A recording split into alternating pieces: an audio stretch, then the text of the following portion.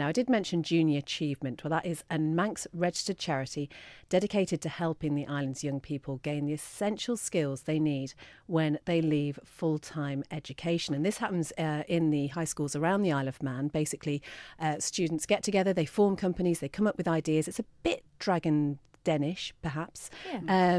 But it's an absolutely fantastic opportunity for young people on the Isle of Man. And I am delighted that we are joined by Emma Mitchell, who is in Year 12 at Ballacameen High School. And Emma, you are taking part in Junior Achievement. Just tell us about your company, first of all.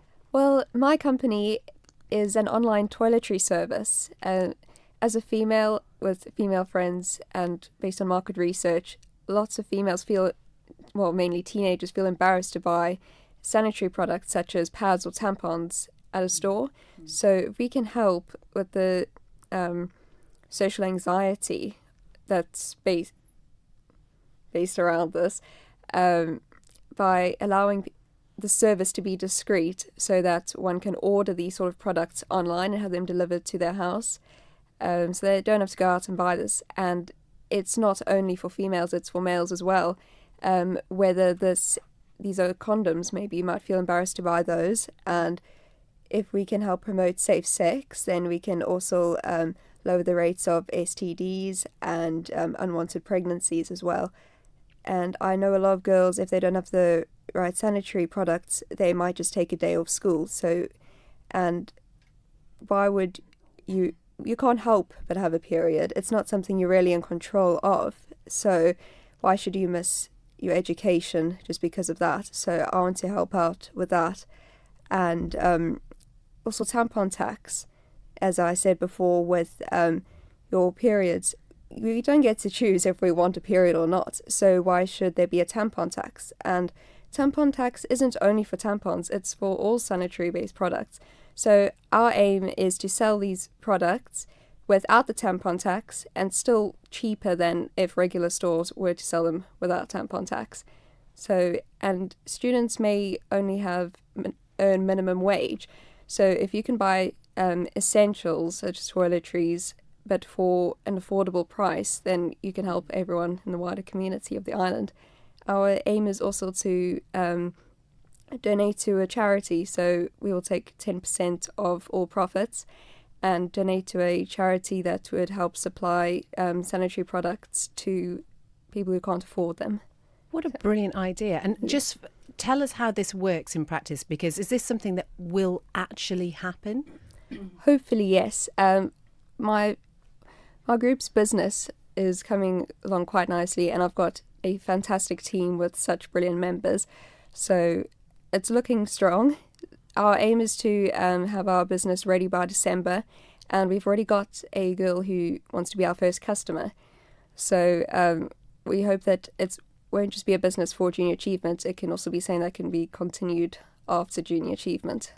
It is a really great idea. When you think about the Isle of Man as an example, you know, everybody knows everybody, and when you're in the shops buying whatever you need to buy, you do that sort of surreptitious look around, is anyone going to see me? You do definitely. Yeah. Interesting to note though that you're the only girl on your team, aren't you? So yes. you've got 3 guys with you. Yes. How did they take to the sort of notion of this particular business? Did they feel uncomfortable talking about it, or are they okay with that? Well, originally it was the group of 3 boys, and they quite like the idea of Dollar Shave Club, which is an American online service that sells only men's toiletries, but they wanted to do something different but stick to that basic idea.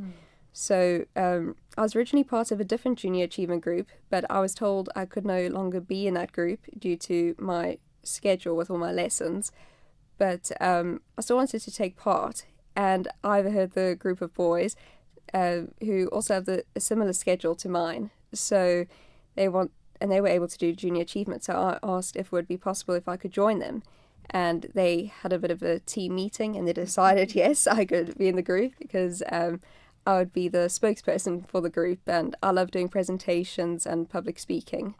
So, but when it came to the business itself, I was aware that it was a male market, but you could do quite well with the female market as well, and I do want to include both sexes within the business. So they are quite mature about it, which I'm very grateful for. They're a lovely set of team members, and I'm so happy to be part of this group. And we work really well together. And I mean, we decided that we want to be able to help everyone, and we've all got to sort of just work well together. So it's coming along nicely. So I'm quite pleased. So how does it actually work then as a team? Are you set up like a sort of real business as such? In a sense, yes. We have a mentor called Kenny. He's not with us at the moment. He's away, but he will be back soon. Originally, because there were only 3 members of the group, there weren't exactly roles for each person. It was more tasks that were shared between the 3 of them. But now that there's 4 of us, we each have a role. So one of the boys in my group focuses on making the website and all the technology behind it. Another boy in my group, he was managing director, but the group came to a decision that I would be more suited for the role. So I've now taken over, but it's such a wonderful experience, and it doesn't really feel as if I'm in control as such. So I wouldn't like to maybe say that I am in control. I do feel as if we all play equal roles in this, and each person in our team has a particular skill, so we work quite well together. So. Do you know what? You are the sort of person I'd love to see on The Apprentice. Oh, yeah. I would love to be on The Apprentice if given the chance. Really? Do you watch it? I have seen it a few times. I used to watch it in business studies when I studied it for GCSE. So is this what, do you want to get into business? Is this your sort of aim and your goal? Preferably within performing arts, but I wouldn't mind studying sales and marketing within a business. I'm planning on taking a gap year or maybe 2 years to study within the field of performing arts and then within the field of business, and make a decision whether I want to go to a performing arts school or if I want to go to a business university. So. And this is Junior Achievement on the Island. It is something that's sort of spread across all the schools, isn't Yes. it? How aware are each of the teams of each other's businesses? Do you know what the other teams are doing? Because it is a competition at the end of the day, isn't it? Yes, the groups are quite secretive, but word gets around quite quickly. I'm still friends with people at QE2, where I went to high school. And so I'm aware of some of their products, and obviously via Facebook as well. And now that I'm at Bala, I know what some of the Bala Commun groups are doing. But each group has a good product, and no group seem to be doing the same thing, so it will be a very interesting outcome. And I think I understand the way that it works. The 3 top groups from each school will go and battle it out at a big event that's happening at the Villa Marina. Yes, I believe so. Also, I've been informed. And it seems to me that you would be somebody who would thrive in that sort of environment. And it is, you know, as we say, it is about giving people skills for when they leave school and preparing you for real life scenarios. And there's no better way than actually doing a real business. Yeah. On our business, we will be distributing boxes. So if companies would like to sponsor us or pay us to have their brands advertised on our boxes, we'd be happy to do that. And we have already got a website, which is cogitarecompany.wixsite.com/juniораchievement. We also have a email address, which is cogitare.company@gmail.com, and a Facebook page and Instagram page for our business, Cogitare Junior Achievement. So, and you can contact us on there, whether this is just to purchase something or any inquiries, or if you want to sponsor us, anything, we'd be happy to do this. And where did the name Cogitare come from?